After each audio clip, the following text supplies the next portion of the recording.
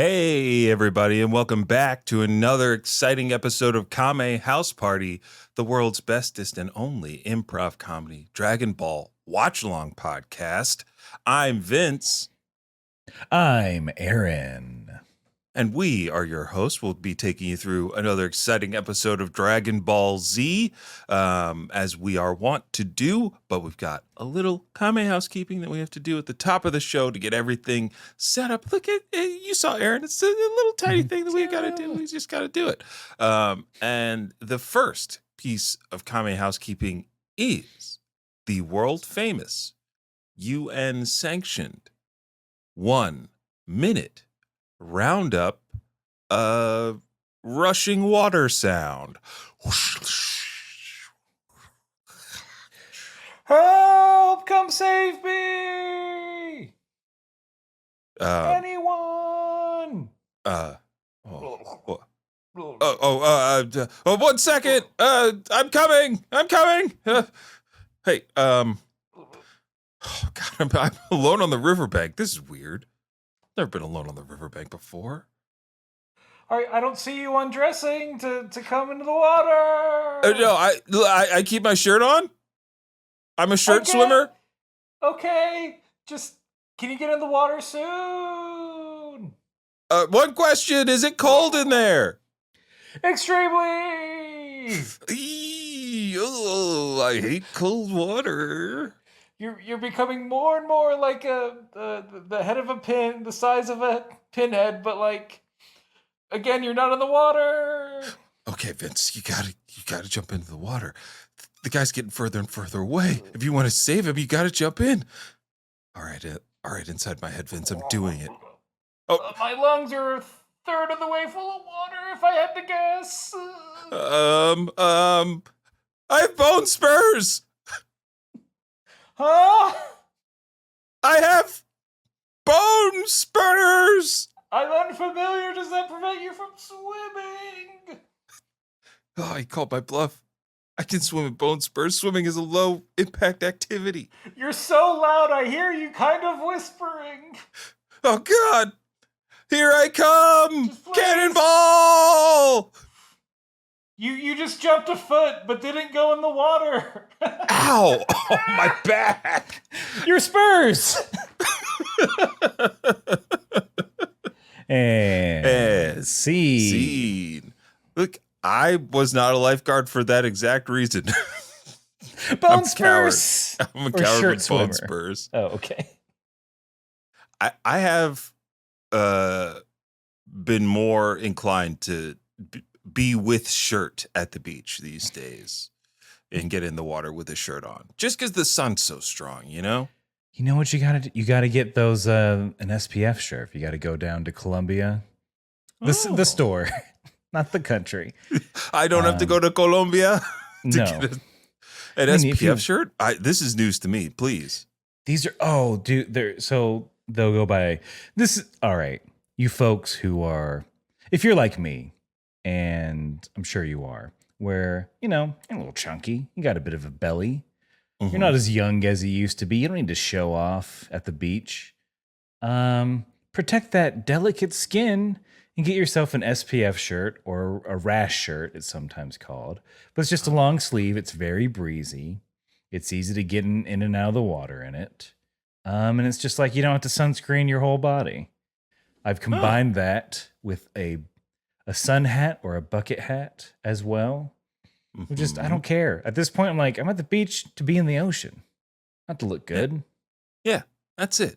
That's what the beach is for.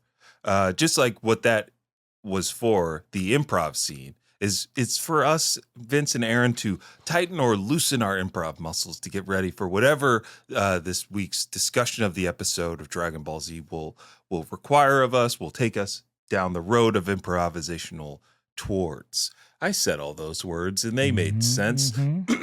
So I can move on to the actual, factual, real 1 minute roundup where one of us, this time Aaron, has 60 seconds to summarize everything that has happened in Dragon Ball and Dragon Ball Z up until this point.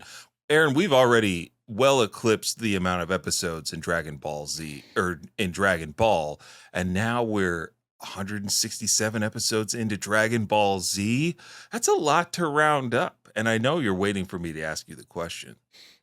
Are I don't know you if I'm ready? waiting. Go on, fit it. As the Green Goblin said, finish it. Are you ready to round up? First, I just want to say that my bathing suit still a very small inseam. Gotta show those cams off. Gotta show off those knees. But I am ready to round up. Here I go.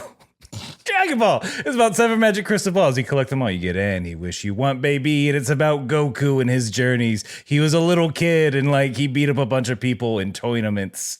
He beat up demons. He stopped people from using the Dragon Balls for evil. He found love, got married, had a kid. When he had a kid, he found out he's from space. He killed his space brother, went to the afterlife to train to get stronger to fight other people from his home planet. He did. He then went to another planet because all of his boys died. They had to get more Dragon Balls. They did get more Dragon Balls, but first they had to fight some of the baddest dudes in the universe. Goku did it by becoming the legendary Super Saiyan. He came back, but then a guy from the future came and said, shit's fucked. So he had to train to fight some androids. And then one particular android is part insect, who's sucking up all the other androids. He became Perfect Cell. And that's what Goku's been doing. He's been training with his boy Gohan to fight Perfect Cell. And the Cell games are upon us. Nice. And you're right. The Cell games are upon us, just like the Olympic Games are upon us. I'm dating this episode because of the connection there. We planned this. We totally planned this. I was like, I'll go on a vacation these weeks. This will give us a buffer.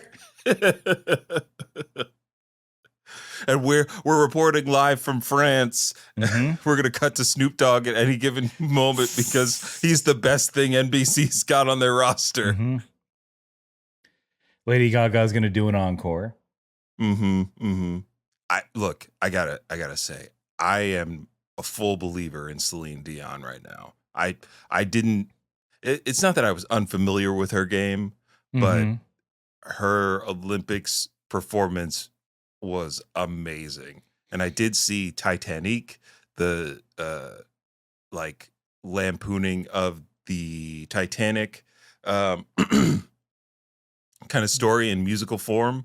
If it's coming to your town, you should see Titanic. It is very, very, very funny. It's also very, very theater kiddie. And the cast is very, they do a lot of improv too, within a musical setting, and it's evident, and they nail it every time. Celine, I salute you. Yes, and the boat is sinking. Yes, it is, but not this podcast. And we have to move on to the second half of Kame Housekeeping, where I tell you, the listener, that Aaron and I watched 2 different versions of the show. I watched the English dub version while Aaron watches the original Japanese language English subtitled version, because comparing and contrasting is fun. And I hope we have ample to compare and contrast in this episode, which I'll get to in a second, because the titles are usually the first thing that's different in these. And I will start with the episode title for the English version of the show, which is episode 168 of Dragon Ball Z. Meet me in the ring. Ooh, ominous. Very ominous. Very ominous. Maybe you should meet me in the ring, Goku. Mike Tyson. I was like, this could be Leno. This could be Ice-T. It could be a number of people. They should have used the context clues. Look, you're not wrong, because it seems like with Creator Clash, have you heard of that? Where YouTubers and influencers fight each other for charity. Oh, okay. Yes. And Mike Tyson fighting Jake Paul for the charity of lining their own pockets with millions of dollars. Yeah. It is one of those things where Jay can't touch his Tonight Show money. So eventually, to pay for those cars, he's got they have to get in the ring. Have you heard about this? I'm gonna beat your ass. I'm gonna beat Drake That in the ring tomorrow night. I'd love Leno Everybody's versus Drake. beating up on Drakes. Yeah, right. I think that, you know what? Kind of think that'd be an even match. I believe so. Leno seems unfazed because of that. What is it? The fire. Like he was burned. He's probably got kick-ass syndrome where he can't feel anything anymore. I mean, just the height and the reach, I feel like will get him where he needs to go. Yeah. But where I need to go is to let you all know the title for my episode, which is different than yours. I'm sorry. But it is for episode 168. From the original Japanese, roughly translated, is Goku and Gohan, the hero father and son's ultimate level up. Ooh. No exclamation marks in this one. Yeah. It's I think we're settling into the pre-Cell Games era of Dragon Ball Z. One of the things that I wrote down in my notes, like to kick us off, is like the last two episodes are like in this weird in between of like filler and setup. Mm-hmm. And the defining factor, and I hope this continues until we get into the Cell Games, is like each of these episodes have maintained like a very high production level, I think, on all the animation. Even though we're not, I mean, there is one piece of animation that is very low budget, but I think it's for comedic effect in this episode. We'll get to it. But in my notes, I'm like, is this the height of like Toonami's power? Is this the height of Dragon Ball Z's power? This saga and the Cell Games seems to have been, if like I'm remembering back to how this was like watching it kind of live or however live it was on Cartoon Network, obviously not the same air schedule as Japanese and all that kind of stuff. We didn't have the simulcasting in the same way. But like, was this when Dragon Ball had like all of the economic power to make every episode go extremely hard, even when nothing else was going on? I see what you're saying, mate. Who could say? I know. But like it has been for these low stakes episodes, it's been pretty. They put a lot into it. Yeah. And you say low stakes, but for the people in the Dragon Ball universe, the stakes have never been higher. The narrator starts off this episode by describing the chaos that Cell's broadcast has created. It just shows everyone fleeing every major city, heading out to the countryside. We're seeing Independence Day levels of traffic jams and packed trains, everybody trying to get to safety. And when I said like this episode is remarkably high budget, there's a scene where a guy in a red truck, and I wrote down that he has a very sassy voice in mind. Literally, Aaron, he says, "I've had it." Oh, that Southern sass. It's like a Southern sassy. I've had it with this. Turns down an alleyway to try to skirt the traffic, and crashes off screen into a Texas Southern boy wearing a big old 10-gallon hat. And there are a lot of explosions off screen that look great in this episode. We see a lot of loss of human life obfuscated by hills and corners in this opening. I think the biggest impact for me is like you get a scene. There's a Capsule Corp priest. I believe he was a Shinto priest wearing a Capsule Corp kimono, ringing a bell, sounding the alarm. God, hordes of people running away, and then Two big dinosaurs are also running away. One of them with like a backpack and a hat. Yep. And like very comedically low budget, and like the background is pre-rendered. Like it's like, you know, that what is it? Watercolor painting of a background.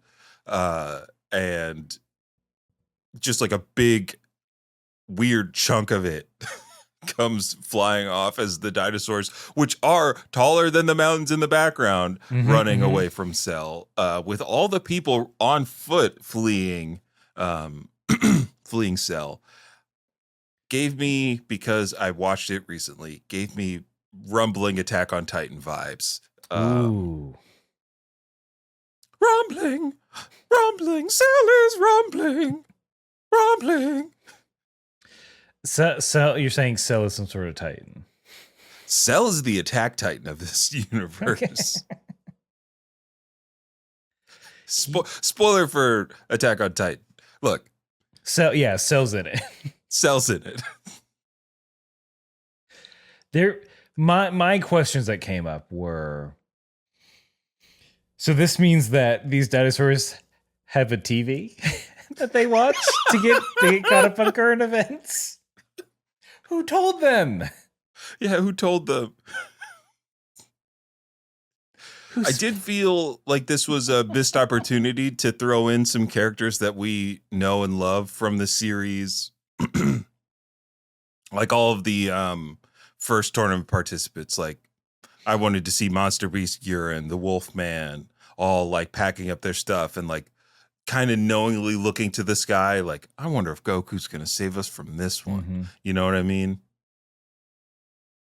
But that's the only thing that's the only thing I wanted. But what I got was Oolong and Puar watching everybody fly over Roshi's Island. And like, I believe Oolong says something along the lines of like, well, all the good spots are taken now. Like there's nowhere else to go. And then says, maybe we should take one of Bulma's spaceships and watch from orbit until the dust clears. And Puar obviously calls him a coward. Mm-hmm. You'd really leave all your friends down here? And Oolong's like, yeah. Why wouldn't I? Fuck these kids. Oh, you mean the friends who give me diarrhea pills? I remember. My butt remembers. Friends who've used me as a prop before in deadly battles. Yeah, friends who've... Look, in mine, it's not just watch from orbit. It's like, let's go to a different planet. Damn, Oolong. He wants to get out of there. And like, Puar is essentially the same. Yeah. She does specifically call out Yamcha and Krillin. It's like, you don't have any feelings for Yamcha or Krillin and the rest? Other guys' names I don't remember because they're not Yamcha. Mm-hmm. Krillin's just nobody's concerned. Nobody wants to stay with Roshi. No. Although he's probably safe on an island for a while. Yeah. For a while, for a long time. Yeah, Cell will find him least fast. Mm-hmm. Speaking of finding Cell, in this scene, we cut to Krillin. Just this is one of those, like, I think Dragon Ball memes where everybody in the room has clenched fists, hunched over, just like, what do we do? Because Krillin is having guilt flashbacks because he did in fact lead. This is all his fault. It's not all his fault. Yes, if he could have just kept it in his pants and done what needed to be done, he could have asked Bulma to rebuild 18 after she exploded. Bulma, I kept the pieces. Can you rebuild her? What? This is just a person. There's no rebuild. Come on, Bulma. She kissed me on the cheek once. That's no excuse to bring someone back to life who wants to murder our friend Goku, Krillin. Come on. Can't you just be happy being lonely forever while you watch your friends grow up, have families, and find purpose in life? Ugh. I'm turning blue with sadness, with a hint of green for envy. Also, Krillin, what's wrong with the other sex bots I gave you in the past? What happened to all 20 of them? Wait. Maybe I may have had too hard. What'd you do with the... I get it. I didn't build them strong enough. That's on me. I do underestimate you. Where are the parts?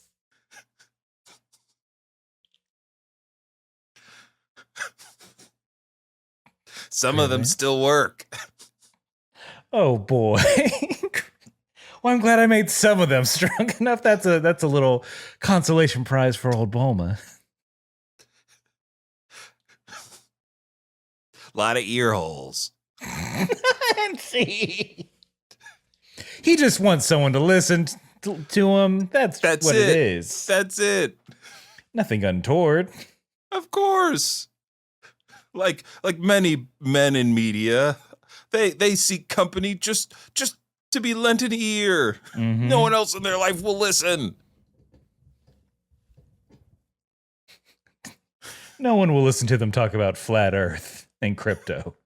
But Yamcha and Roshi listen to Krillin as he explains, like, this is all my fault.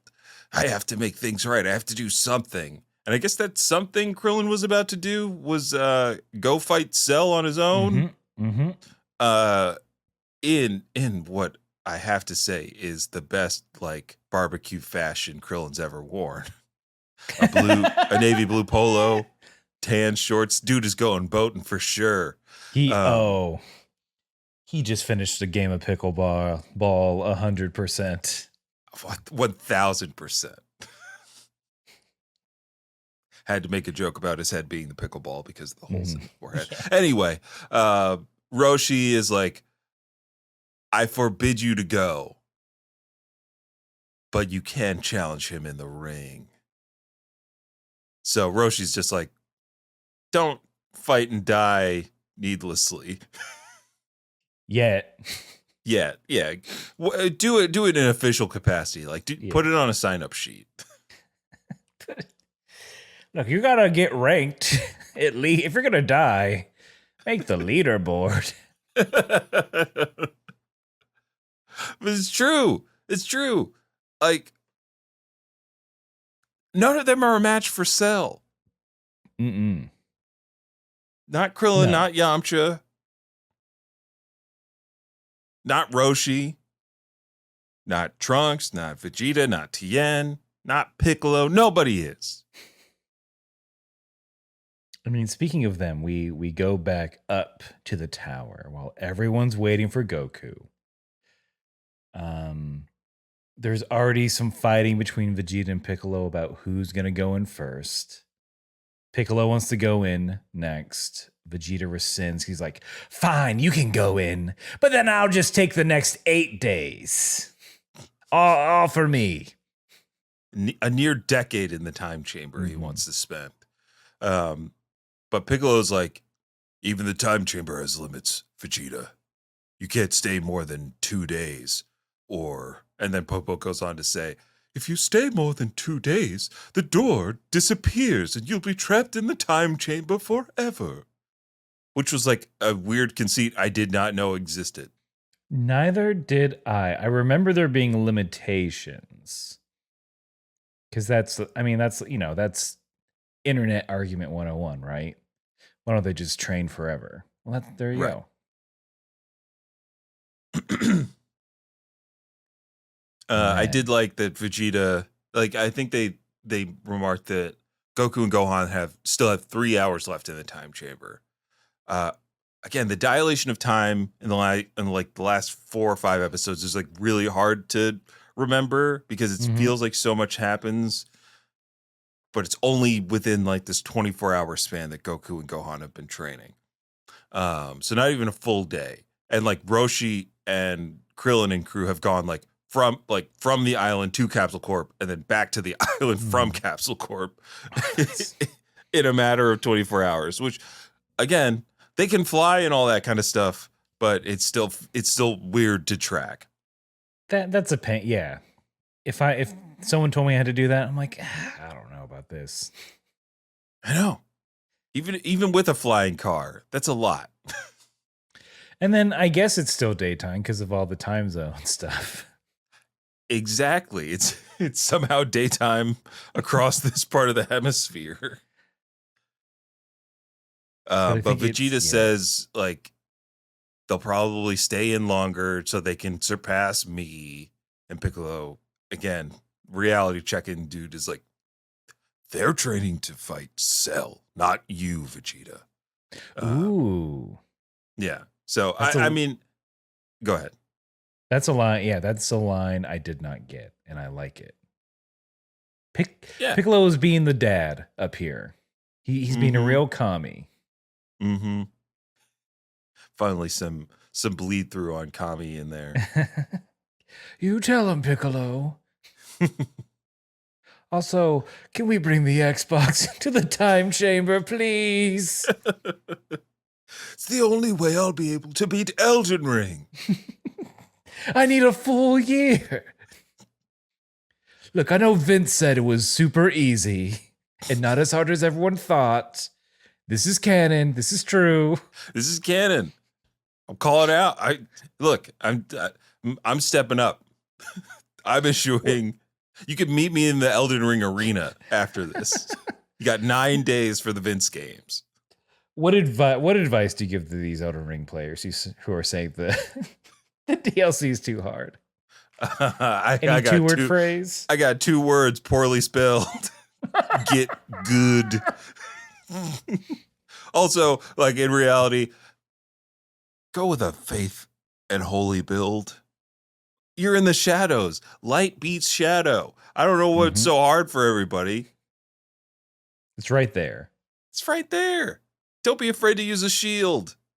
Oh, you fucking samurai, you trendy motherfuckers. Put the decks down for a minute. Look, just like Goku and Gohan, it's right there. They're right there. They pop out a little earlier. Everyone senses their key first. I don't know why they built it up. Just have them come out. We know what's happening. You don't like the 2 seconds of everybody looking at the door frame before a tattered Goku and Gohan emerge. I liked in mine Piccolo to himself. I hardly recognize Gohan. Yeah, it's warm. It's warm. I think again the reminder that they are in their Super Saiyan forms. You didn't say that, no? Yeah. No, we did not. Yeah, they're in their Super Saiyan form. And then you know what Goku's gonna ask. He's gonna ask for dinner. Mm-hmm. He needs food. He asked Popo for a good meal. They're eating. I love that Piccolo is just consistently disgusted by Goku's manners. Again, Piccolo's the dad in this group. And like Tien even asks Goku a question. Like, don't they have food in the time chamber? Why are you so hungry? And with his mouth full, Goku says, well, Gohan and I are very good cooks, so we haven't had a really good home-cooked meal in a while. And then Piccolo is like, ugh, Goku, could you say that without your mouth full? Then he slurps up a bunch of noodles. And the just the button on that of Piccolo also being like, be sure you chew. Oh, he says, but that's a better line, because in mine he just goes, ugh, disgusting.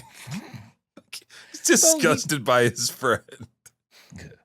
Just sit in the sun. Haven't you learned this yet? Why can't you just photosynthesize like a normal guy? Always consuming.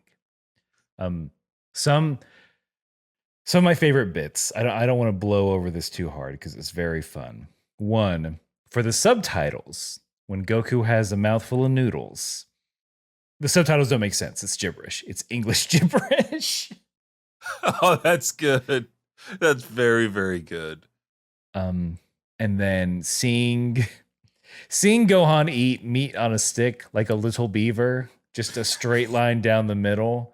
Oh my God, that filled me with so much joy. Toriyama knows how to lighten the mood. Next time I go to a Chinese, now I want a Chinese buffet. Hey, they're good. They're good. Give me that chicken skewer. I gotta pull a Gohan straight down chicken the middle. Skewer. Oh man, pepper chicken. Just a bin full of dumplings.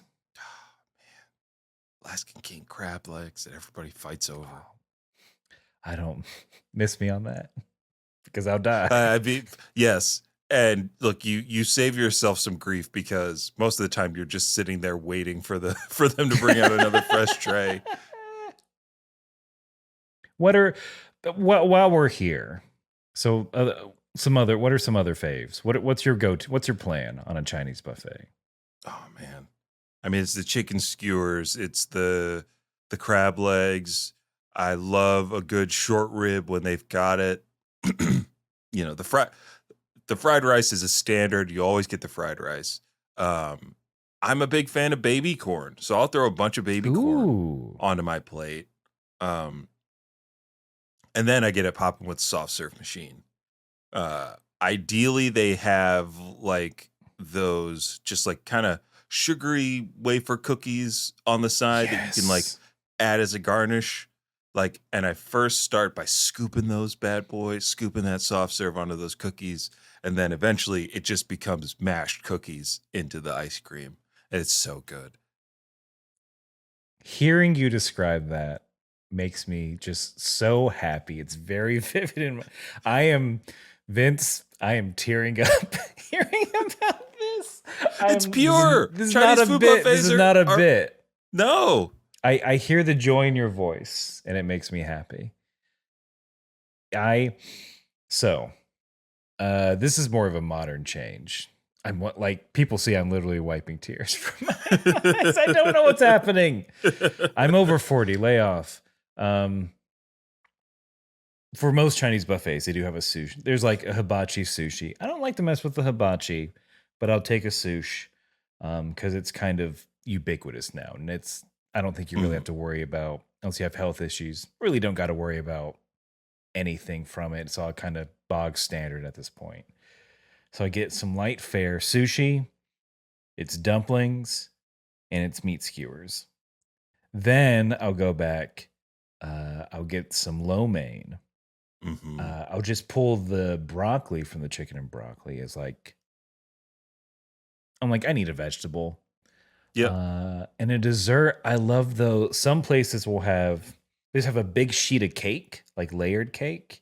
And sometimes it's like coffee flavored. Mm-hmm. But it's like there's a weird chemical element to it that I like. But it's like a little, it's like maybe an inch high, perfect square. The layers are like too perfect. They're so mechanically made.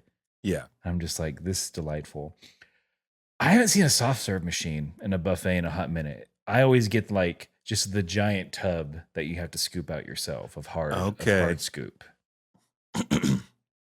Yeah. I mean, I would be remiss if I didn't also mention, and this is at the buffet that I used to go to a lot. They would have carrot cake squares. Ooh. Each one having like a little, like on the icing, and then a little bit of like a tiny baby like icing carrot. Any other carrot cake tastes like crap. That carrot cake unapologetically like sweet and delicious. Again, like only at this Chinese food buffet that I hope is still around, on the like river walk of Philadelphia. I am Oh my doxing God. this place because it's so No, go good. there. That I imagine like just how soft that carrot cake is. Oh, pillowy soft. My my parents and my dad specifically loves a buffet. I don't know if you've heard of Shady Maple or Maple Shade, Shady Maple. It is now Okay. a famous buffet in like the Lancaster area of Pennsylvania. It is massive. Like it's huge. And we used to go before it got any clout. And it's the kind of buffet that would have like you could get a brontosaurus rib and they had like a carving station and like just the most like well-made handcrafted mac and cheese. Like buffets rule. And the pandemic took great. that away from a lot of us. And I still have health issues going on. So I'm not going to I can like probably never go to a buffet. Oh no. Not until I get my vaccines. Yeah. Well, yeah. Well, look, I'll go in your honor. Oh, please. Also- And I hope you take the train, Aaron. Like these people fleeing cell by any means necessary. Planes, trains, flying cars, and automobiles. We see some normal people on the train. A little girl is enamored by a man out the window. Turns out that ain't no man. That's a big old cicada bug creature and its cell. Being a menace. Just a real jerk, Yeah. to put it lightly. And I thought we were going to get more destruction in this scene. Like when everybody notices its cell out the window, they run to the other side of the train. I thought that was going to tip the train and make it derail, and we're going to watch a child die. But instead, we get to see a jerk die who's stuck in traffic because of the train crossing. I was like, oh, this must be the American side of the Dragon Ball planet. Just mad at a train. Yeah. Like this guy's yelling at the train. Don't you know he's right behind us? Move it. Bro, it's a train. It's on rails. Yeah. Also, he's not right behind you. Yeah. He's actually right in front of you on the other side of the train. And I believe in mine, Cell says, "Oh, going somewhere? Mind if I join you?" Oh, that's good. Everyone gets out of their cars, flees. But was there anything different in like the lead into this little bit of carnage that we're about to be exposed to? No, I think it's about the same because they run away. He lifts the car up of the jerk, says, "You forgot something," throws it into the crowd. There's an explosion and then a perfectly timed scream into this commercial.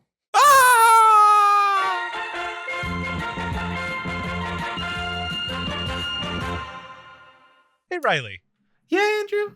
do you want to make a podcast ad? I do, but what would we mention?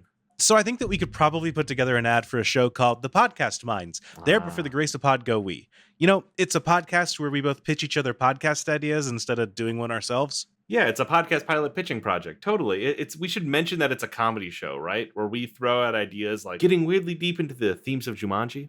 Is that one a podcast? No.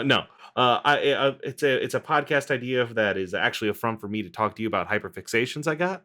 Oh, that's most of the things that you hit me with.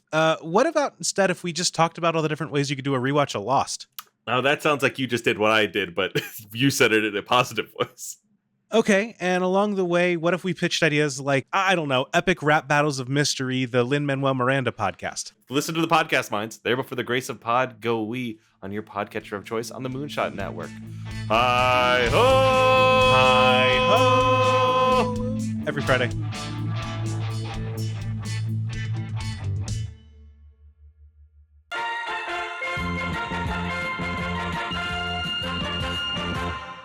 Aaron, I'm legit upset by this scene as we come back. Or are we Okay, back? I thought No. you were upset that you couldn't go to a buffet. I'm like, I feel you. I'm gonna do go. that too. I'm doing it. I'm saying yes. I'm going to accept joy in my life. But this whole Bulma and Dr. Briefs Oh, not hold on, being hold able on, to. hold on, Oh wait, wait. I forget that there is. You know what? another We can. panel. I can do it. However, we can just go. You know what? This is too good. Let's just go. We can go. That's fine. Okay, I'm It's sorry. perfect. But I am so frustrated by like for a couple episodes now, Dr. Briefs is like, oh, this is a little outside of my purview. Bulma will be a lot better at this. And now Bulma is there helping review like the inner workings of 16. We get to see a lot of code that turns into pictures. As Bulma describes what we already know, Android 16 seems to be perfectly designed to fight and combat Goku. They still don't understand how he works completely.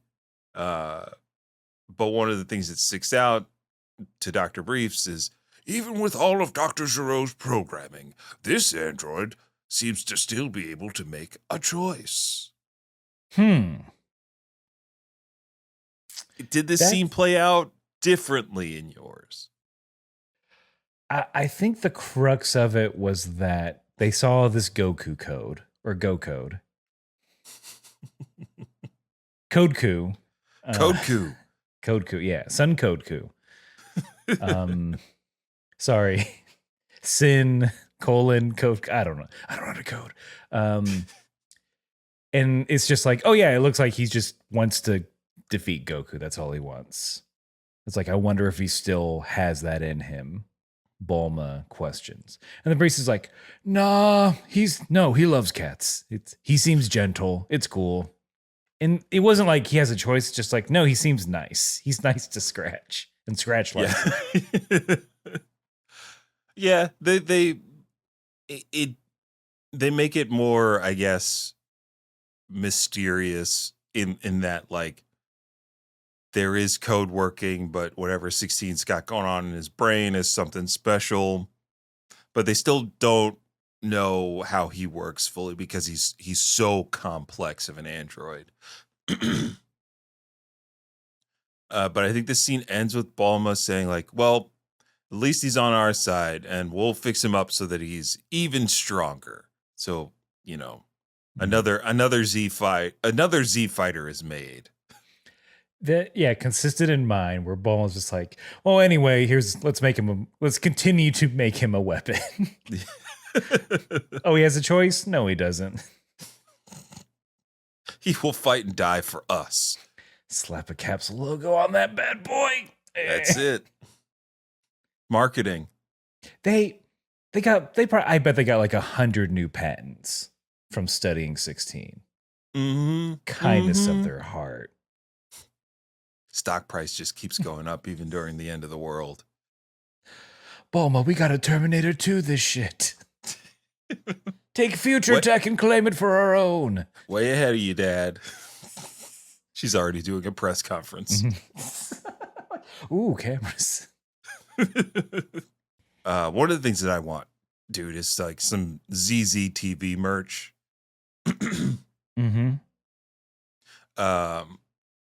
It's a cool fucking logo. 2 Z's and a TV. Yeah. Get those hats. Yeah. I don't think I have I don't think I have a Capsule Corp hat, but I do have a Capsule Corp patch. So I'm almost there. For it only goes on a jacket. Yeah. A halter top jacket at that. Right. And then we are back on the tower. Goku is changing out of the cruddy Saiyan armor. And he's like, hey, is my gi still around? Popo says yes. Popo's also like, I laundered it for you as well. Popo. We don't deserve a Popo. We don't. And then as Goku is getting back into his gi, I think Trunks is like, my mom could make you another one, I'm sure, if you want it. He's like, no, I'm good. In mind, he's like, I want to fight as an Earthling as well, as a Saiyan. Yeah, that was a very important line. Yeah, I want to fight as an Earthling this time. And Gohan apparently wants to fight as a Namekian because he asked Piccolo for an outfit just like his. And my favorite line in this whole episode is like Piccolo just being like, "Okay, you're gonna look really sharp." I'm glad that translated to where he's just like, I'll make you something handsome. Yeah. Piccolo is so he's so dad coded in this episode.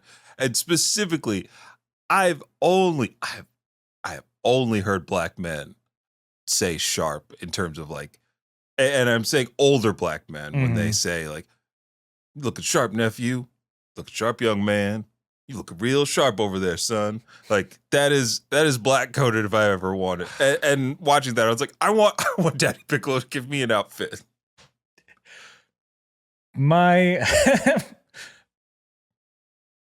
Yeah, no white man, no white father compliments how their son looks. Look, at church, I've had plenty of mothers say, "Ooh, who's this handsome young man?" Mm-hmm. Aunties and moms, they're like, "Oh, how handsome are you?" Like it's always a question. It's always like, "Well, did you dress up today?" But when I was walking through church and I looked good, all the brothers, "Dad, looking sharp, brother." They were in church. So they didn't use the expletive. Some of them did. When my church, they always use the expletive. There's a problem there. No, looking fucking good for the Lord. Hey, little piece of shit, you doing all right? I'd love it if there was just casual swearing in church. I think more people would go. Absolutely. This Christ son of a bitch. The ushers. Shit, y'all look good today. Looking good for Jesus Christ. Damn. God's proud as fuck of you guys. You really live in the goddamn gospel. Do you think Goku feels some type of way after spending a year with his son, and the first thing he does is, I want to look different. I don't want to look like you anymore.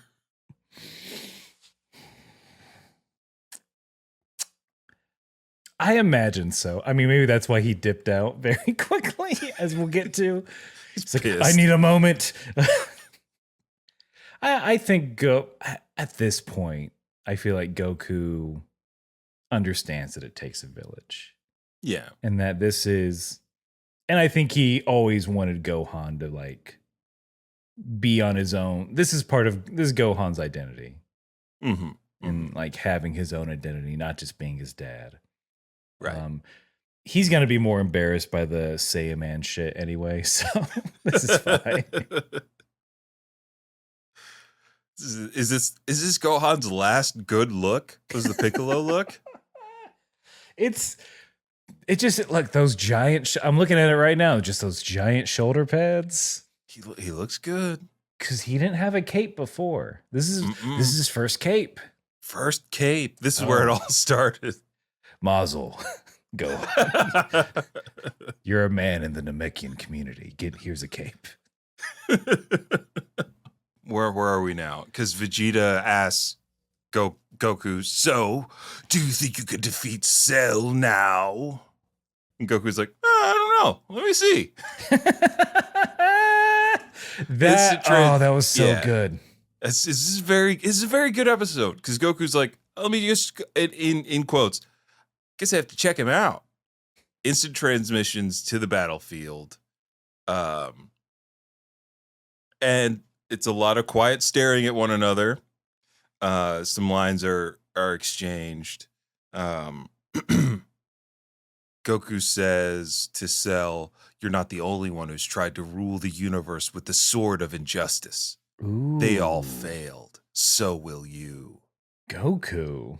Was this off camera by chance? Absolutely. Oh yeah, with Goku's back to the screen.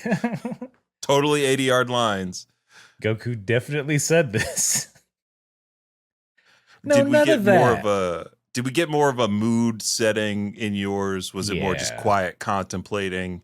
that turned into power flexing. Yeah, it was a lot of that of like, oh, you're Cell. And then I think in mine, Goku's just like, oh, so you're perfect? And Cell's like, yeah, I'm thinking I am. And that's kind of it. Yeah. And like they're both excited for the games. Yeah, they're excited to test their power against one another. The skies darken, and we kind of get an example of the kind of powers that we're dealing with now. We've already seen Cell, but now you combine that with Goku. The skies darken. The ring is crackling with electric energy. They do this like zoom out of the planet, and you see the atmosphere bulging with their power. Oolong and Puar can see like the light from their energy clash from Roshi's Island. Krillin and Yamcha are, again, double fist clenching, hunched over. Oh, it sells power, but there's someone else there. It's Goku. They're like, it's Goku's out of the time chamber. Hooray! The scene ends with Goku saying, I'm going to be your first opponent. Leave everybody else out of this. And returns instant transmission style to the lookout.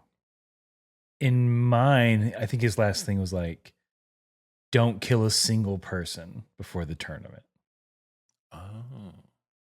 He's like, stop killing. Come on. Yeah, appealing to Cell's sense of competition.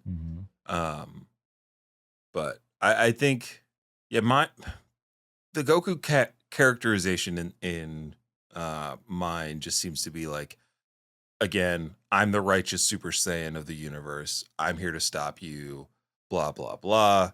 Where yours might be a little bit more like, I just want a good fight. You seem like you're going to give me a good fight. He loves the fight. That's it. Keep it simple.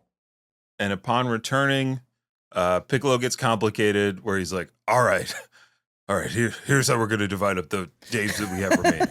He pulls out a chart. I'm going to go in the time chamber first, then Vegeta, then Trunks, then Goku and Gohan.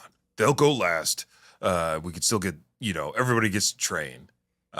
Tien rightly bows out at this point. Tien is like, hey, I don't think I can do anything here, so I'm not going to continue to train. Plus, I can't afford a sitter for Chaozu that long. I'm worried about the influence Master Roshi's having on him. He's already tried to pafu me. I mean, I've got him. I've got the set for it. But... I was going to say, Tien then does a Terry Crews pec flex dance. I don't blame him, but it's inappropriate. Before Piccolo says break and says, let's give him hell. Goku's like, no, we're done training. We're good. We're just going to train out here. 9 days is plenty. Yeah. Much to Vegeta's shock, Trunks' shock. Everyone is just shocked by the idea of not getting more time in the time chamber. The announcer's shocked. What? Goku not wanting to train more. Mm-hmm. Is that heart disease back? Why would Goku want to spend time with his wife? Tune in next time on Dragon Ball Z. I mean, that's essentially the end of the episode. That is. I guarantee that part, aside from what we'll find out later, and they're really not needing to train anymore. I guarantee Goku's like, I can't do another year of shitty food. This can't happen. I need a home cooked meal from my beautiful, lovely wife, please. It's got to be a huge deciding factor, because Goku does spend a lot of time in this episode complaining about how bad he and his son are at cooking. Like, before we get one of the cutaways, he is about to go in on why the food was so bad to Trunks. He's like, I asked, like, as it cuts away, he starts to say, I asked Gohan to make a steak. And I can only imagine, like, He put horseradish on it. It was weird. That's more for prime rib, Gohan. These are sirloins. You do a mushroom sauce. Gohan, that's not how you make a remoulade. You broke the immersion blender. All right, we're watching The Bear again until you learn.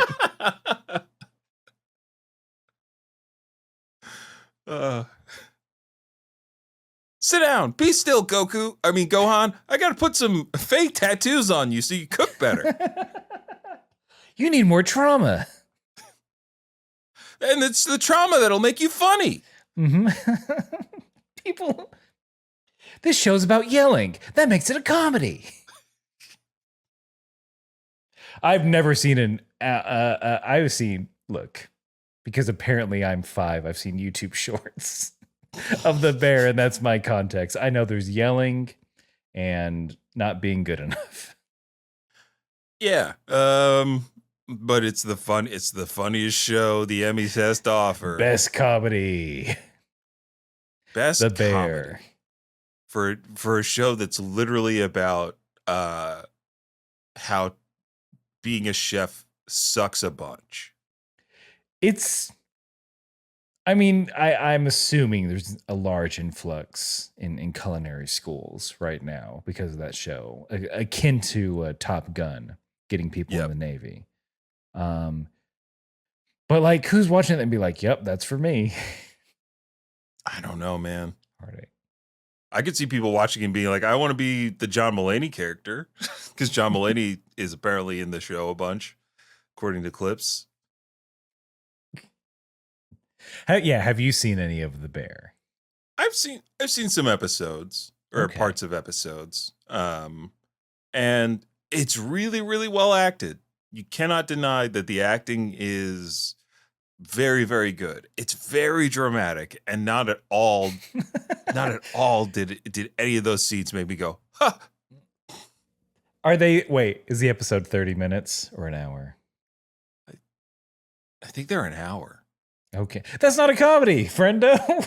No, it's not a comedy. If you're looking for a real comedy to watch Loot.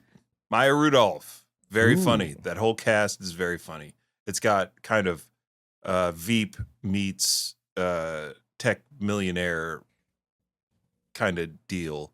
And I'm not actively watching it, but I've seen a bunch of episodes, and it's got some charm to it.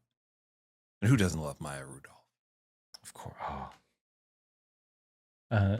Look, I'm assuming The Boys is funnier than The Bear. On my list of things to watch, The Boys. They both start with a B and a the. Would Homelander eat at the Bear? If they serve a certain kind of milk, he might. Oat milk? Oh, you haven't seen anything. Okay. Anyway. No, I don't. Yeah. Don't spoil it, listeners. Wink. Aaron, he'll find out. Yeah, no. Can we get out of here? Okay, yeah, sure. Done? I don't know what road I was walking down, but apparently. No, it's okay. There's a whole bit with milk. It's not a plot point, but like, okay, milk is involved in Homelander's whole deal. It's right, gross. And moving on. Moving on to wrap up this episode. Thank you all for going on this journey with us. Reminder that we are part of the Moonshot Network, so check out moonshotpods.com, twitch.tv/Moonshot Network for all your nerdy podcast hopes, dreams, and desires. We love the Moonshot Network. We love being a part of the Moonshot Network. And check out their streams. They're very good and very fun. I watched Riley and Andrew play Armored Core 6. Ooh. And there's a reason why they call the man the Shermanator, because Andrew Sherman can play some video games, y'all. And then you should also check out Aaron's other podcast, Thinking Too Hard About Anime.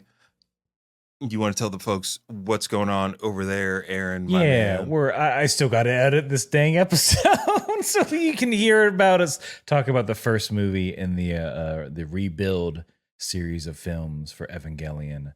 But if you're not caught up, we've just finished the original run of Neon Genesis Evangelion, so you can listen to all that and hear our thoughts and observations on that. Yeah.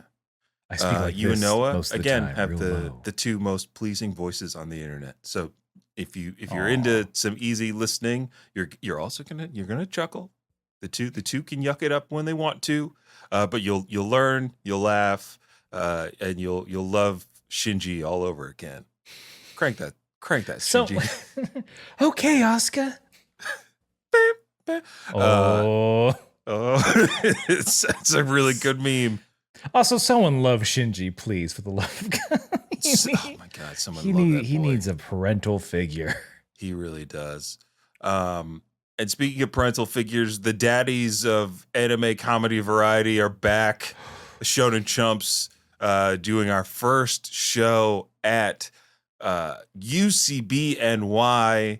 It's a big one. It's a big show for us. We're very excited for that. It's gonna have all the things you know and love about the Shonen Chumps, New York's only bestest anime comedy variety show.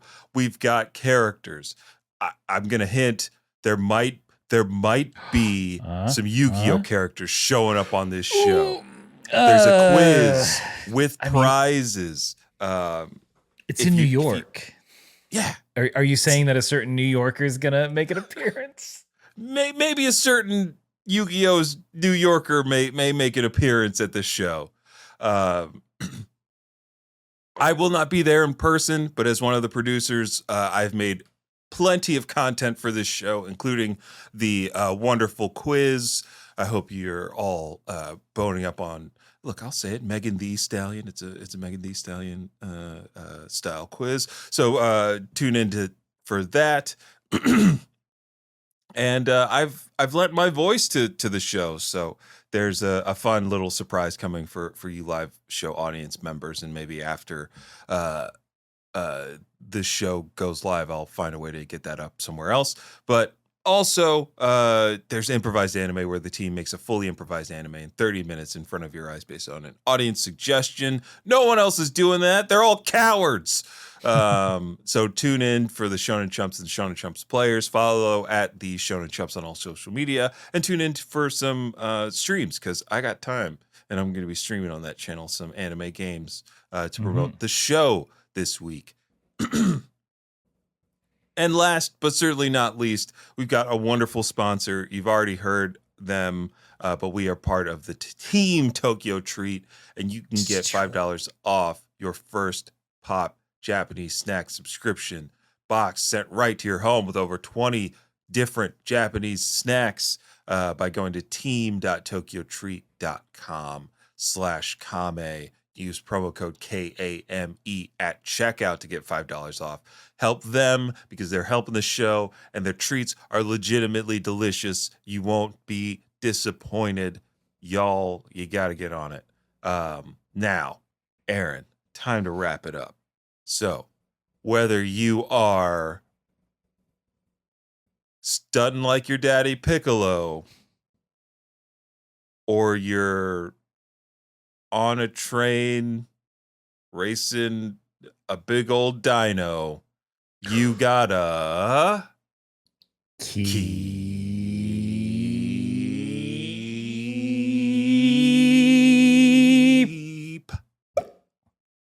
fighting.